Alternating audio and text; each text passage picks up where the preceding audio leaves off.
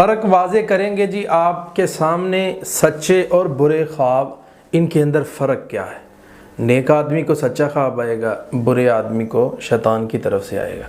نیک آدمی جو ہوتا ہے اس کو تہجد کے وقت آئے گا، فجر کے وقت آئے گا۔ برا بندہ جو ہے اس کو فجر کے بعد جب سوتا ہے بے نمازی کی حالت کے اندر اس وقت آئے گا، یا عشاء نہیں پڑھی تب آئے گا۔ اسی طرح جو خواب اچھا ہے، سچا خواب ہے، اس کا ہمیں کیسے پتہ چلے گا کہ یہ سچا اور اچھا خواب ہے؟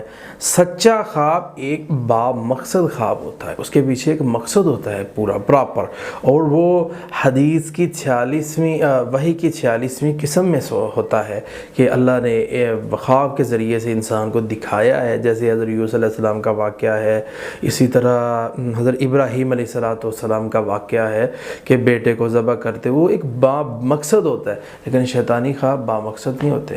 اعوذ باللہ من الشیطان الرجیم